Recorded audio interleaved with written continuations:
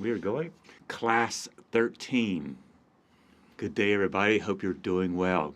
Great to be back with you, our class. Hope you're well, developing your critical thinking, doing your own critical thinking right, and not being somebody's doormat. Bitch. We're also hoping that you come up with some questions and that you send them to us. We'd love to have an active Q&A dialogue going on in this course in the future. We're open to your gentle corrections, your prodding, go deeper, farther into the field. And, we would just like more interaction. If things come up for you, send them to us, and let's figure it out together. So with all that said, Mark, Yeah, want to do it? Yeah, but just like to comment on what you just said, one of my mentors is a 96-year-old survivor of the Holocaust, and he lives nearby, and he used to teach with me. But his quote here is, "If you don't ask questions, then you may get anything for answers."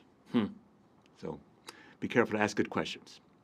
Now, we have spent some classes talking about the idea of God and gods and deities and ultimate realities, higher powers, whatever word comes best to you. The idea of God is not just a who, but also a what.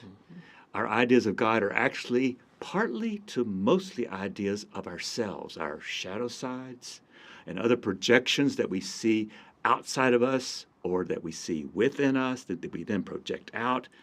Our tagline has been, we see things not as they are, but as we are.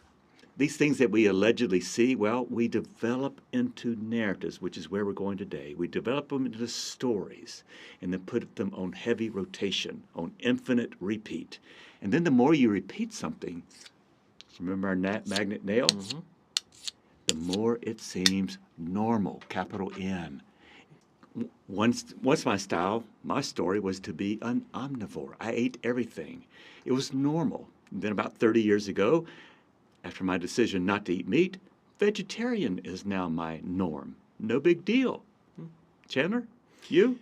So for me, I think it's human nature to take things, and unfortunately, we all tend to be negative people. It's just part of being a human. So about 15 years ago, I decided that I wanted to live intentionally positive. So take every situation and look at it and find the positive in it. It's not easy, and it doesn't always work. But I've found that it's become normal for me, and people notice that. And they think, oh, well, he's a pretty positive guy, and it's helped me out a lot. So you easily reframe things. Wow. Absolutely. Maybe that's why you befriended me. Well, the more we say, and the more often we repeat stories about God, the more likely you are to stay in that religion and go deeper. The stories about God get shared, and when shared, they form these communities, and then you form kinship with folks of like minds and like hearts who are not necessarily your kin. So today's class is on the unbelievably powerful but silently influential narratives or stories or myths, whatever word you want to use. Today we get to the narrative heart of how religion, or lives for that matter, how they get made with the stories that we tell ourselves about how the universe works, and then how we see ourselves as a piece of that universe. There's a quote that I love that speaks to this. The universe is made of stories, not atoms. And that's by Muriel Rukeyser. It's her quote from her poem of 1968, The Speed of Darkness. And she suggests that meaning and complexity of our world is best understood through stories or narratives, rather than just breaking things down like atoms and mechanics, but understanding how narrative weaves its way through everything, all our life circumstances. So stories help us to find meaning. They help us to understand our emotions, and they help us to connect with each other, and making of our lives a critical, crucial way of making sense of life. Because if we don't make sense of life, then we become kind of insane. Absolutely. Yeah. So we would need to make sense of life. Yeah. We have to understand it for ourselves. So So stories, truths lie beyond the physical plane, Yeah. right? Yeah. Stories are interwoven in everything we do. Think about it. Anything that you do in life is a story. So while atoms form the physical structure, right? We've all taken science before. The physical structure of the universe. It's through stories that we weave this metaphysical structure into our lives, into all aspects of our lives. So when we do so, we find coherence and significance. We find community and the best meaning of how to live a life worth living. And I'm going to repeat that, a life worth living. Yeah. Like, it makes me think of Joseph Campbell. Yes. You know, I mean, Yeah. his entire study of life and everything is about the stories, the myths, and the miracles that happen from that. Yeah. Okay. And basically, Joseph Campbell is my mentor for these kinds of classes. Okay. But there's the physical world. Got it. But we also have this metaphysical part of us that we can see meaning through time, and so we develop these stories about how that meaning came about and how it affects us, and then how we operate within the bigger universe with our small part of that puzzle. Which can make the physical make more sense. Yeah. Okay. And if you want to know about somebody, I have a friend, his name is Gareth Higgins, and he has a couple of books out. One's called Corey and the Seventh Story, which is basically a children's book, and one for adults called How Not to Be Afraid. And Gareth envisions human identity as a mosaic constructed by the stories we internalize, stories learned from childhood, from culture, and our experiences. These narratives don't merely reflect reality, they co-create it. If we tell stories rooted in fear, or separation, or scarcity, that's how our lives unfold. And the way we live our lives are narratives too. And the way we live our lives affects the kind of gods or deities that we imagine are out there. That is the metaphysical part. So back to what I said about what's become normal for myself, Yeah. that intentional positivity Yes. has become my narrative, Yes. woven through everything. So, you know, you get a bad piece of information, you get bad news one day or something like that. And of course, you're allowed to have that visceral reaction of, oh, that sucks, that's no good. But then you look at it and you rewrite that narrative Yeah. of what that story is, and then all of a sudden, it ain't so bad. Case in point, when we choose different stories, stories grounded in hope, or confidence, or interdependence, or courage, or belonging, we reshape, we recreate, we remetabolize our inner lives, and it handshakes with the world around us better. We're not just physical atoms of the universe. Oh no, we are physical beings giving meaning to the universe. So my friend Gareth Higgins urges us to practice better stories, to discern and to live narratives that foster healing and flourishing. And in doing so, we become not just the authors or the authorities of our lives, but we also embody life-giving possibilities for others. Our stories bring us hope in difficult times. Are we in difficult times? Well, always in difficult times, but especially right now. Yes. These stories can bring hope and healing to those who've been told maybe they're not fit to live. They bring us connection to the very physical and metaphysical resources that help us to thrive. I cannot underline and underscore enough how important these narratives are. We're all living out a story. And I want this class to help you start thinking, what is my story that I'm living out? I just had an idea. What's my narrative? Yes. And you can cut this if you want to. But let's look at this time last year. Yeah. Helene hit, right? Yeah. Altered, shaped everything that we knew about life for a period of time, and still does. Yeah. I felt like I was able to, I mean, at first I mourned and I was upset and I was stressed and all the things that we felt about it. But now I look back at it and reshaping that narrative, telling the story differently, there was almost an adventure to it all.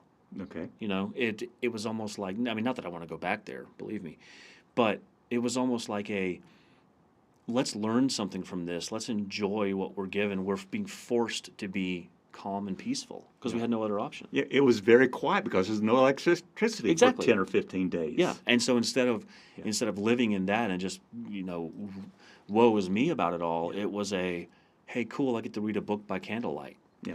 Yeah. You know, it was how I thought about it. And people got out of their smaller stories of living alone, and they went out and they got into these pop-up community centers where they could get diapers and food and fresh water. And so a different story was emerging about a we, not an I. It was really cool. Yeah. Terrible, but pretty cool at the same time. So if we live life large, with large narratives, that's going to affect the way we also see our gods.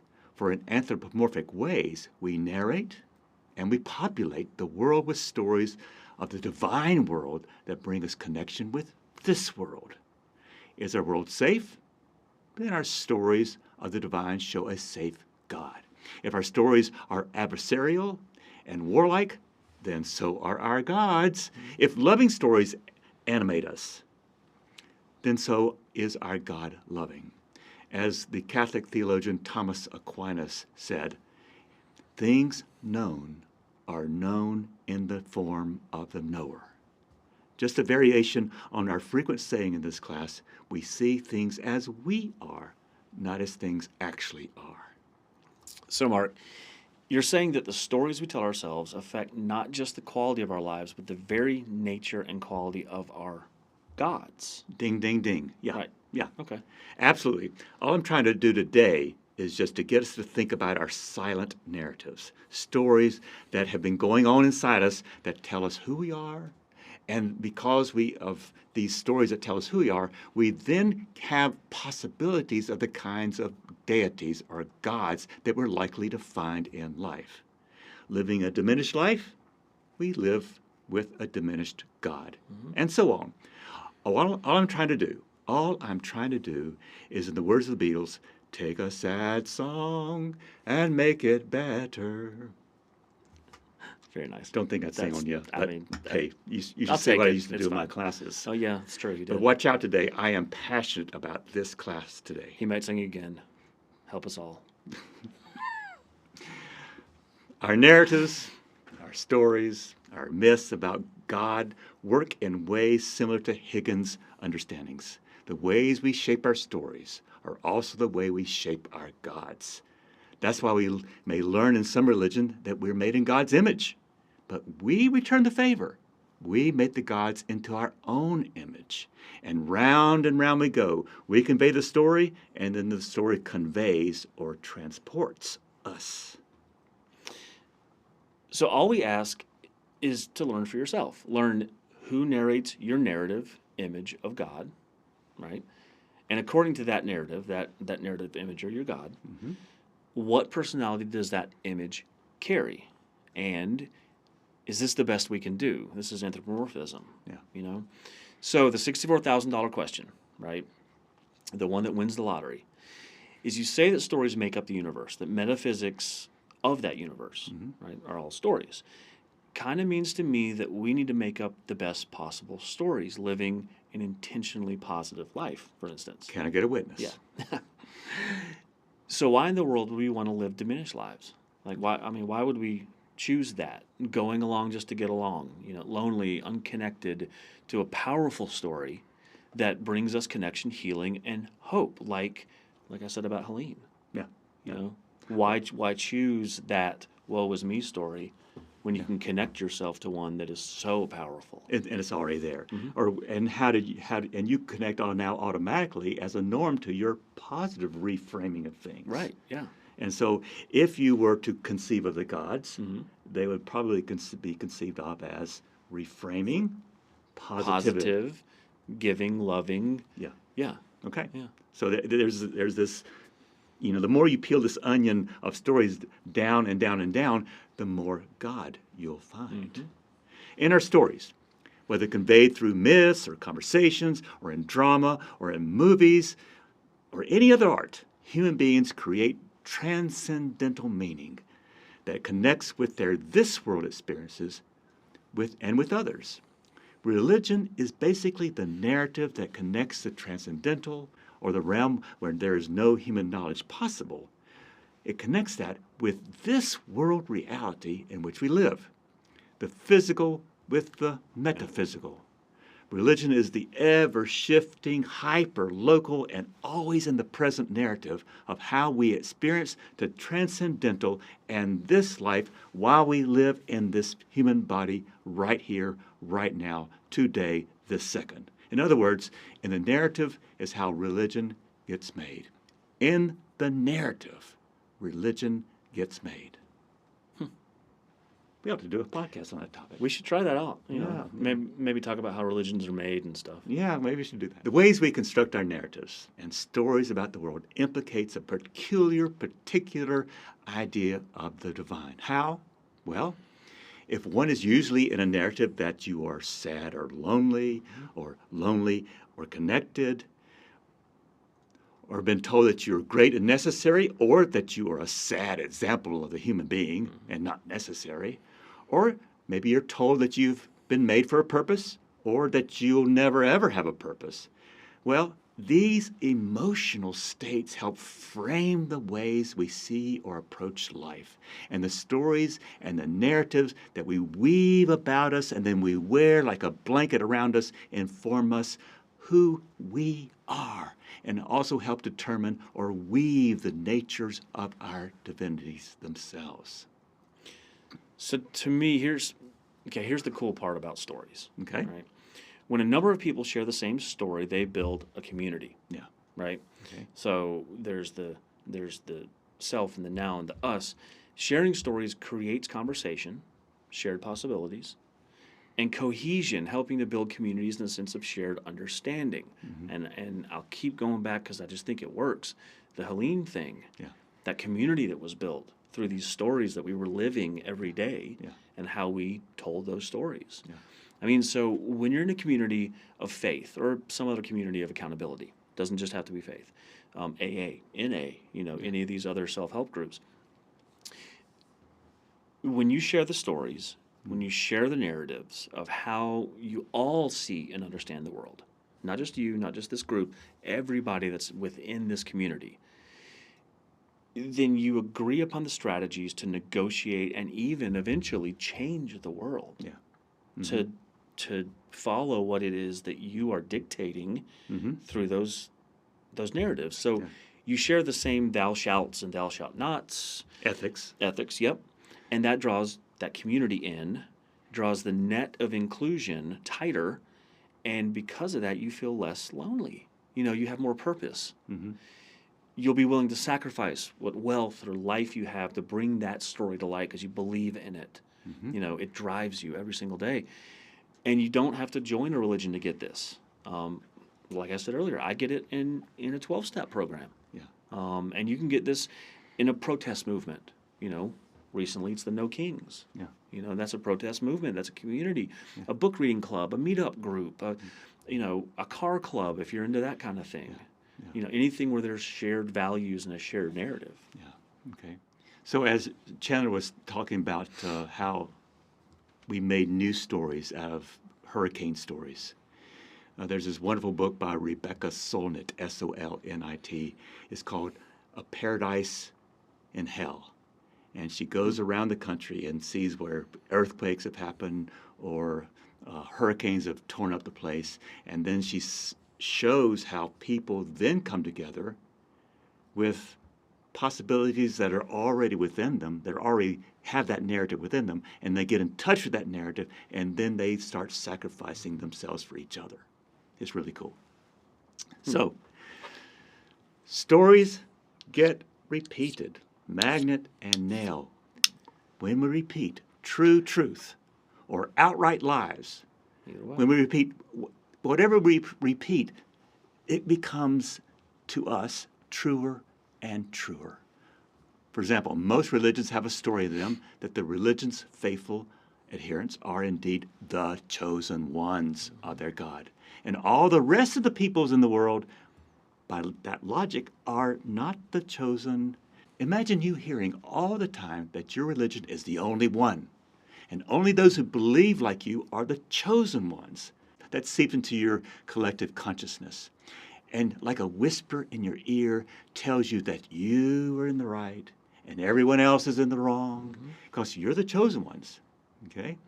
If times are tense and fearful, like now, then some stories of God will include ideas that some people, like the unchosen ones, need to live somewhere else, or only they can do only certain jobs, or live only in certain areas, or even they don't deserve to live at all. That's the story right there. How we narrate is how we live. Our stories can enable folks to do really horrible, terrible things to each other, but in the logic of the narrative, this is what their God would do too. You feel me? Think of the clash of stories that some people who might be new to a land and they land on that land from their ships, and their story is that they discovered it. But that story clashes with the native people's stories that they already belong to the land. Terror, racism, Holocaust, ethnic cleansing become the law of the land because the way we narrate our gods and said that we were the chosen people and those others were not, so we had kind of like the duty and not just the right to claim, to steal land and treasure from others, or even imprison them on reservation, and even kidnap their kids to go to special schools. In all kinds of ways, render them as third-class citizens. And this is all done in the name of God, their God, Yeah. their belief. Yeah. All because that's what's supposed to happen. The way we narrate our lives is the way we live them. You know, the stories we tell and the way that we live reflects our narratives about our gods, the gods. Yeah. You know, we ever see God as we are, but not as God might actually be. Yeah. It hangs entirely on the story we tell ourselves. Because we don't know. Yeah. For sure. I know. Another example. The narrative in Germany for centuries was that Jews were a scab, a scourge, unnecessary. A story repeated and repeated and repeated without much interruption for centuries. I mean, if you want some evidence, Google Martin Luther, the Jews and their lies, quote unquote. Yeah, that Martin Luther. Some of the worst propaganda you'll ever hear or read. So in Latin, lectio emptor, let the reader beware. But anti-Semitism was a centuries-old story, a repeated story where the new chosen of God, the Germans of the 20th century, were to replace the old chosen of God, the Jews. I mean, talk about replacement theory. Yeah, that's what it is. One for the other. Yeah, it's one story replacing another. Yeah. And it becomes stronger and stronger the more you get more people The more repetition. to repeat it. Yeah.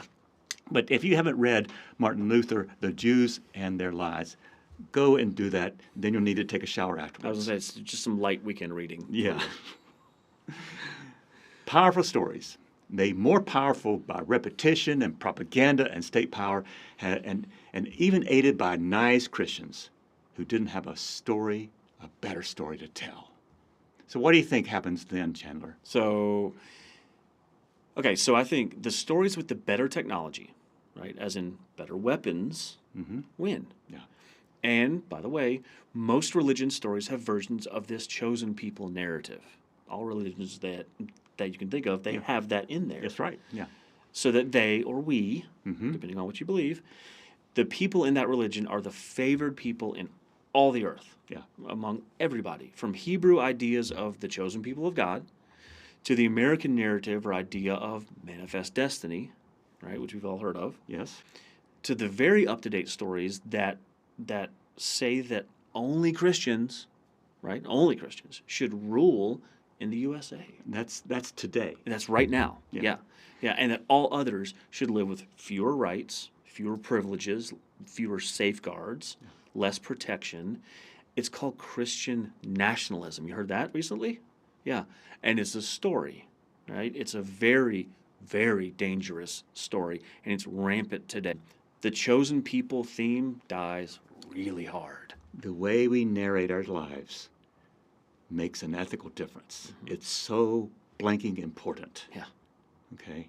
There's something at stake with how we think, because how we think is in how we narrate. And how we narrate is how we get our gods. And how we get our gods will determine our ethics. Wow. How we narrate life magnetizes other people into the same narrative. Remember our picture of the devil and Jesus doing the arm wrestle? Yeah. That's a story too. One repeated often in films, religions, foreign policy, and even war. It's a hard story to get out of. But there's a price to pay here, class. It's sort of hard for a new narrative, one that says that all people, all animals, even every atom and iota of the non-living creation, what if we're all womb mates? What if it's we're all together, we're all linked by birth, children of the divine, equally and without preference. Everybody, that is a chosen person. So until such an inclusive narrative takes hold on this really tiny planet, we will probably go on killing the planet and its animals and people until we reach a tragic tipping point. All because of sorry-ass stories. There's an emotional connection here, okay? Storytelling fosters emotional connections, and it builds trust between people, allowing them to engage more deeply with the material of the speaker, whoever they're listening to. So those in the story, those that are part of that narrative and in that story, are trustworthy, and those that are not in that story, the ones on the outside looking in, shouldn't be trusted. Yeah. Okay. Shouldn't be given a second chance, a second glance. My story, class, Chandler, is that I was untrustworthy from birth. I was born in a story that said that I was sinful before I even got here, and that it was my fault anyway, and that I had to have a certain injection or transfer of power from my God in order just to get to a place where I could even recognize that I was a badass sinner, okay? And what this terror story, it really is a terror story. There was nothing I could do to make God love me or love me more. It was just this horrible, in-between time that I was just wondering, who am I? Am I good enough? And so this story that I got imbibed in my youth, I'm still trying to exorcise, but it is a story about how a lot of people get that there is no goodness in anybody. None.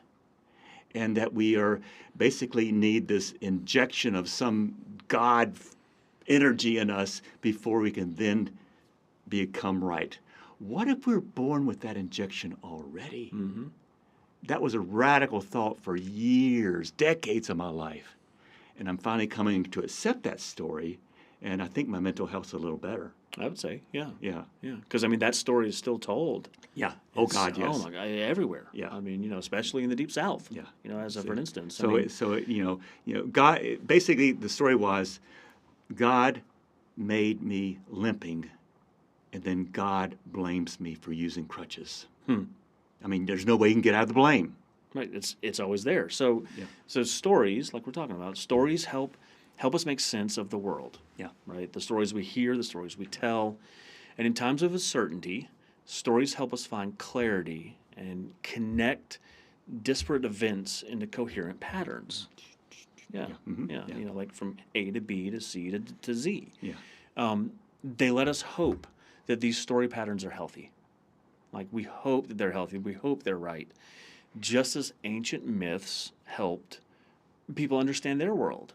Our personal and collective stories help us navigate chaos. Yeah. Everything that we're dealing with every single day. It helps Hurricanes. Hurricanes. Yeah. Yeah, exactly. The political climate. And so, for example, here, let me ask, to whom do you go to explain our predicaments? Like, where do you go? So, do you go to origins of species and science? Darwin. Yep. Biology. Or a sacred book like the Bible or the Book of Mormon or the Quran.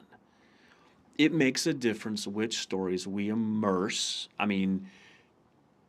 baptize. Yes. What we baptize ourselves in. Yeah.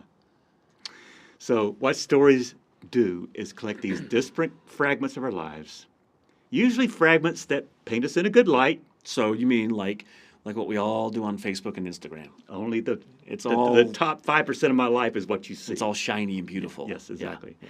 And then we make this spiritual recipe, a religious story that paints us in a good light, and even with a God.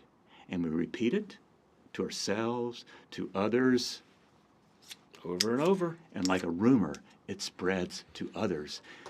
It spreads to like-minded, like-hearted people. It gains converts by promising things like salvation or heaven, nirvana, peace. Narratives are the most powerful thing that humans do. No other species does it. And this is where I ask you to pause this class and run, don't walk, and view this TED Talk by Yuval Harari on why humans run the world. It's because of our ability to narrate and inculcate other people into our story so easily. No other animal or Does plant, that. nobody can do it. So please watch that, pause us, and get on that 15-minute TED Talk. Yeah, take a look and we'll come back. This one TED Talk that you've hopefully seen by now is the most succinct way I know to convey the utter power of stories, because surely the universe is made up of stories more than atoms. And with that long introduction over, an introduction with some cautions about how we live and live out our stories, let's see the power of stories or narratives and even myths to direct our steps, our lives, our ethics, our beliefs. So let's dive deeper. We begin with a couple of pictures.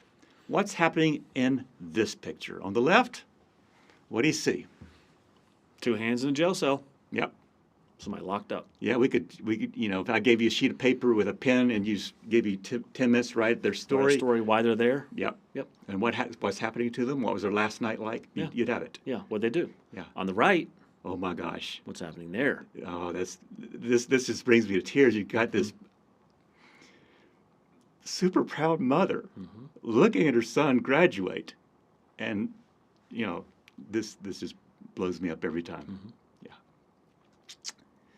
Okay. So we're going to introduce 2 narratives, one from the Hebrew Bible and one from a storyteller in front of a live audience. And both are pretty powerful. The first is from Deuteronomy chapter 26.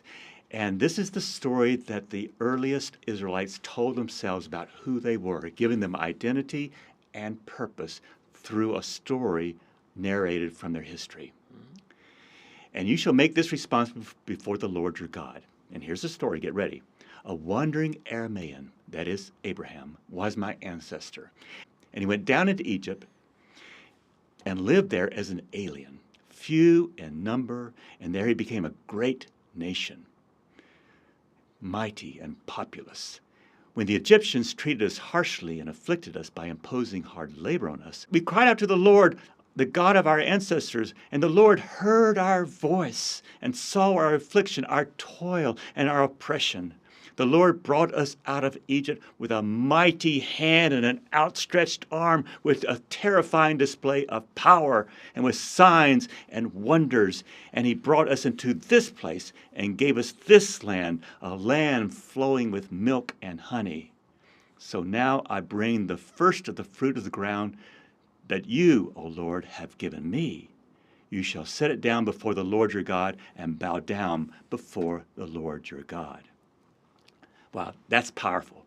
It's a narrative that gives history a shape, a purpose, and that history is being directed by a higher power, and it's a story that includes me and us and a community.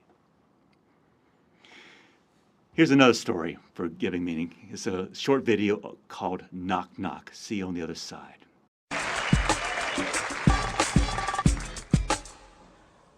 As a boy, I shared a game with my father.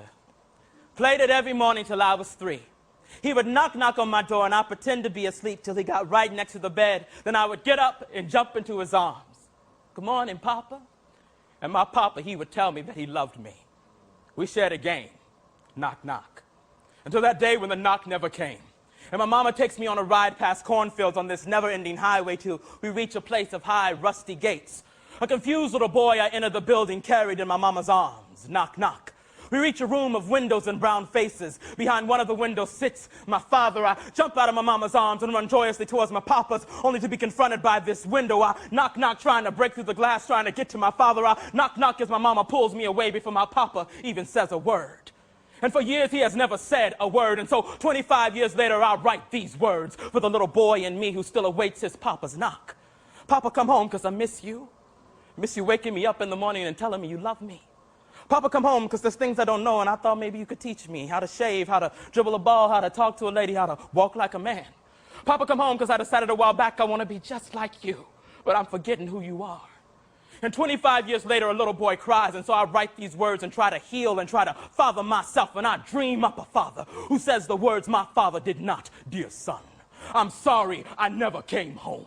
For every lesson I failed to teach, hear these words. Shave in one direction with strong, deliberate strokes to avoid irritation. Dribble the page with the brilliance of your ballpoint pen. Walk like a god, and your goddess will come to you. No longer will I be there to knock on your door, so you must learn to knock for yourself. Knock, knock down doors of racism and poverty that I could not. Knock, knock on doors of opportunity for the lost brilliance of the black men who crowd these cells. Knock, knock with diligence for the sake of your children. Knock, knock for me, for as long as you are free, these prison gates cannot contain my spirit. The best of me still lives in you. Knock, knock with the knowledge that you are my son, but you are not my choices. Yes, we are our father's sons and daughters, but we are not their choices. But despite their absences, we are still here, still alive, still breathing, with the power to change this world, one little boy and girl at a time. Knock, knock, who's there? We are.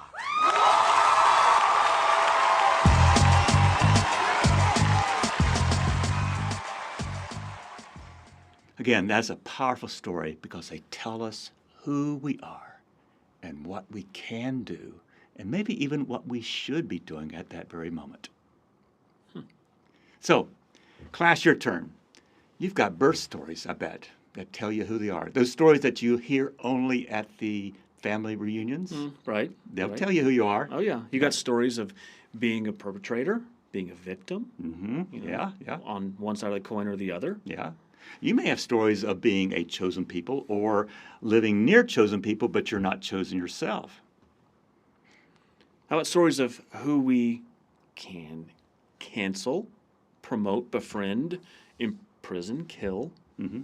Yeah. I mean, what we can do to other people. Yes. And why. Yes. I have never been pulled over for driving while white. Okay? Never been pulled over for driving because I, especially with my bow tie on and all my degrees and all this stuff, and I'll say more about this later on, maybe in the next class, I have no worries. My story has no worries that I'll never be stopped without purpose. Mm-hmm. Okay? And we're lucky for that. Yeah. Because not everybody gets that. Yeah. And then there's a story that that people call the talk. I asked my classes this back when I was a professor, and I said, what was the talk that you got when you were younger? And all the white people said it was a talk about the birds and the bees and how sex operates. That was the talk. And then the African Americans had their turn, and it was not that at all. It was a story about how you operate and comport yourself in white society, or when the siren behind you, and how you stop and how you conduct yourself so you don't get killed. Stories. That's all they are. Yeah. That talk became known by more white people in the United States during the Black Lives Matter campaign recently. More stories here. For example, how do you explain a rainbow? Well, there's the scientific side of it. Yeah. It's the refraction of the water through the air with the sun hitting, and yeah, exactly. Yes. Or it's, let's just look at what everybody knows about. There's a pot of gold at the end of it. Yeah. And that it outstretches before you, and Yeah. you follow that to get to that pot of gold. And it's not literal pot of gold, but a better story. Yes. At the end. Or the story of Noah, where the first rainbow is supposedly happening, and it's And a story showed that everybody it was over. an assurance that yes, this storm's over, and God will never flood the earth again. What happens? What story do you tell when a meteor streaks across the night sky? What do our narratives tell us to do? Well, growing up, my grandfather always said, when you see one, make a wish. Yes, When I wish upon a star. When you wish Makes upon a no star. matter who you are. Exactly. But Yes. on the scientific side, it's a very small piece of mass that's burning up as it comes through our upper atmosphere. Yeah. Okay. Which story would you like? Yeah. Which one's more fun? Yeah. Complete this statement, please. America or the United States is a blank country. I have to walk away on that one. Sorry. Why? Because, I mean, what is our country now? Well, yes. I mean, but people may have from their narratives that they've grown up with, people may have an adjective to place in that blank. Absolutely. And I'm not going to put the blank in. I'm not going to fill in the blank for you. But do you have something that you can put in there? So there's a history we may have learned in the 11th and 12th grade, and then there's this one you may not want to read this unless you want to be challenged: A People's History of the United States by Howard Zinn. It's another weekend read for you. Yeah, boy. Yeah. So how you complete this sentence, right, may reflect your story about being an American or how you regard Americans. And what is an American? Yeah. Because I will tell you now and you've traveled, around as well. When I was in India, for instance, an American is thought of as a middle-class white male. Yeah. I mean, when you think of American, that's what you think of. Basically a Hollywood image of us. A Hollywood image of us, exactly. Okay. Yeah, and that's a narrative. That's a story that's been told. Yeah. So here's a story. Complete this sentence. I assume that all cats are, Assholes. and all dogs are. Awesome. Yes. Well, you fill it in the blanks yourself. Okay. Likewise, when I get up in the morning, I assume that blank will not happen to me. I won't get struck by lightning. Yeah.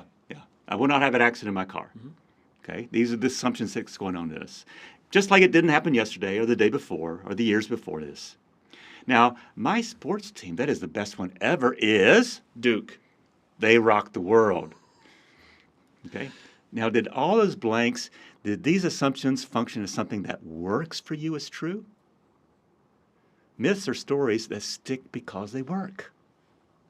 Okay, so when I see people praying, I assume that this is going on blank, Yeah.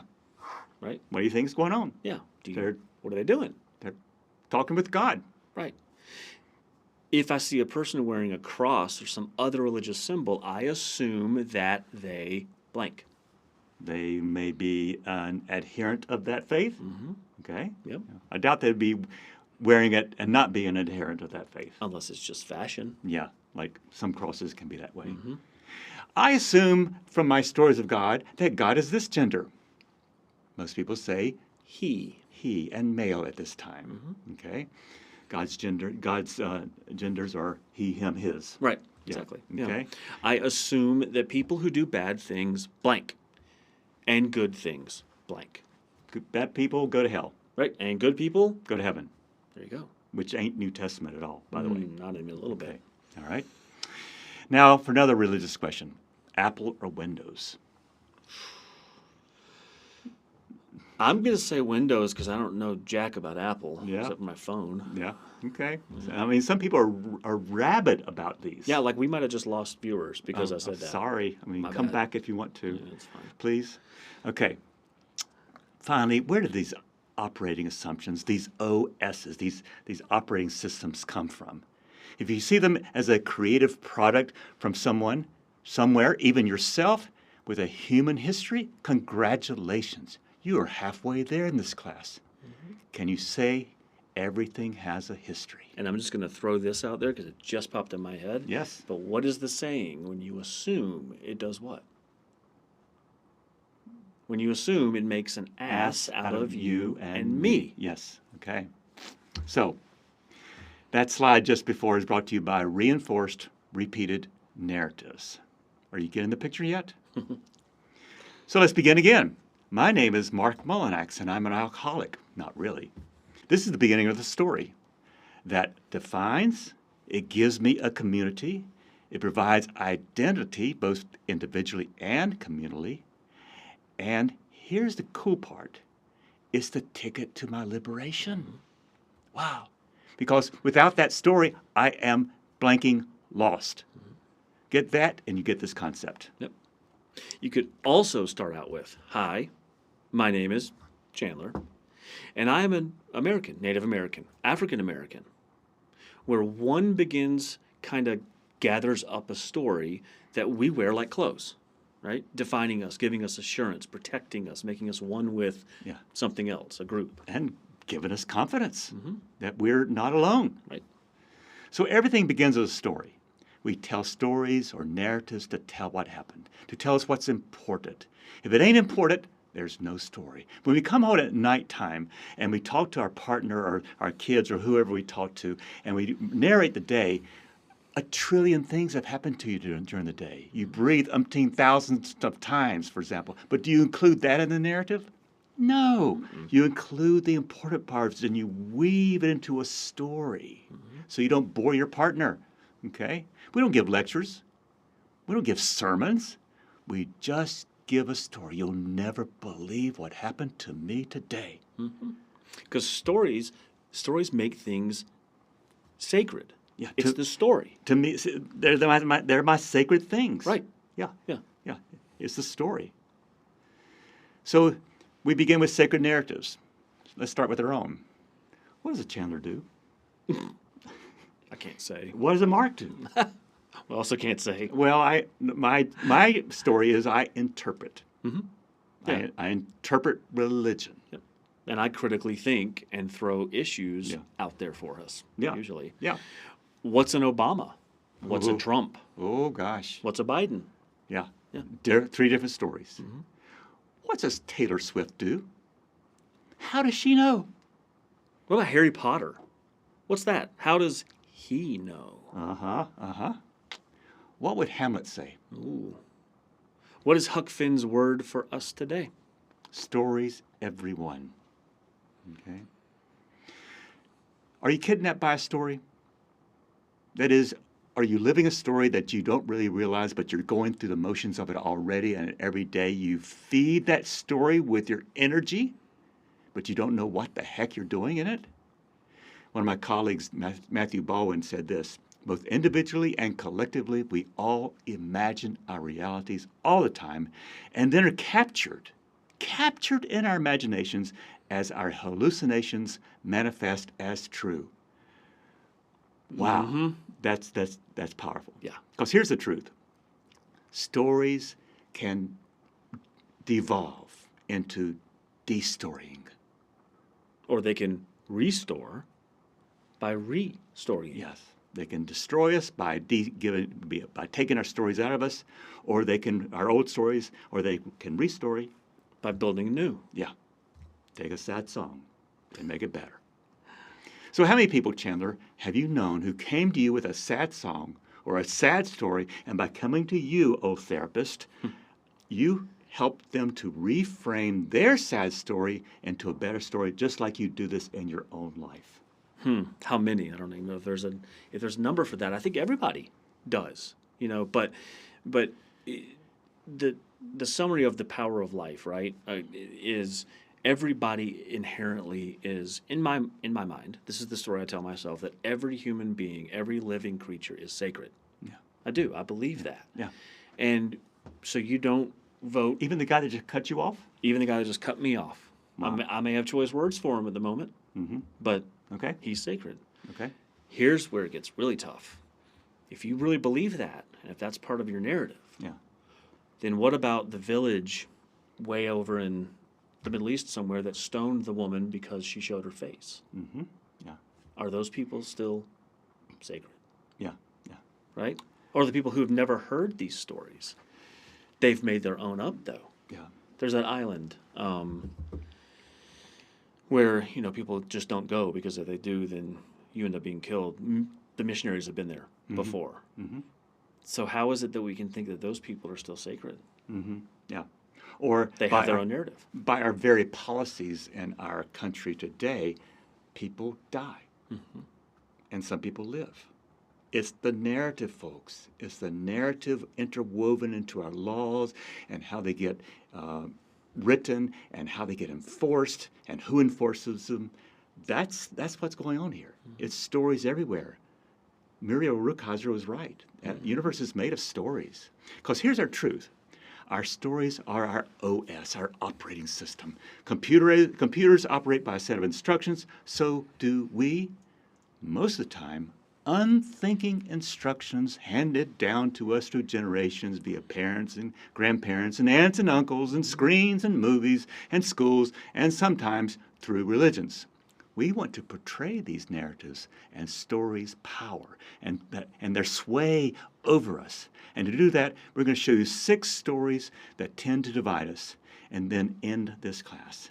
Next class, we'll start with 7 stories that promote peace and inclusion. Are you ready? Let's do it. By the way, this will be a little bit of a downer, so have your drink of choice at the end ready to go, okay? 6 stories that promote exclusion. They may answer the questions. Why do we hurt each other? Downplaying self or others. Okay. Disregard self or others.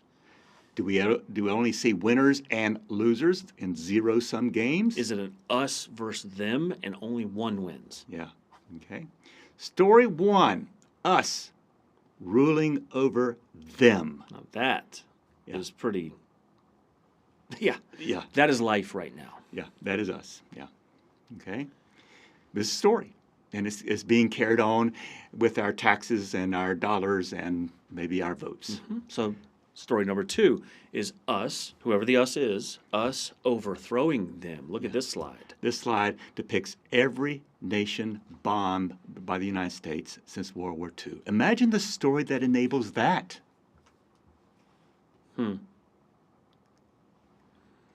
3, us getting away from them.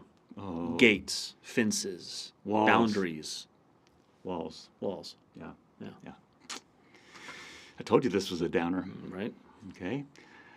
Us bullying and rejecting them. And here's the kicker. Do you see yourself in this picture, and who are you? Are you the bully or are you being bullied? Wow. Or are you the onlooker taking pictures? And not doing anything about the bully. And the reason I ask that because I have been all 3 of these. I think Okay. we all have. Yeah. Story 5, us feeling sorry for ourselves because of them. Yeah. Right? That's the victim trap. We see ourselves as some, a victim for some perpetrator. Yeah. Us having more or fewer shiny things than them. You know what? This is a story. It has very little physical value. It's just a piece of paper with ink on it. It's probably worth a penny or Maybe. 2. Yep. But it has a 20 on it. So I can take this anywhere in the United States, no, the world, and I can use it. And they don't know me. They've never seen me before. But they will give me $20 worth of goods or services without asking who I am, where I'm from, or what my story is. Because we both agree that this is a story that benefits us both. It's a narrative Yeah. that we've told each other so much. Yeah, and it's just now becoming commonplace. It becomes sub rosa, a part of our unspoken, unacknowledged stories.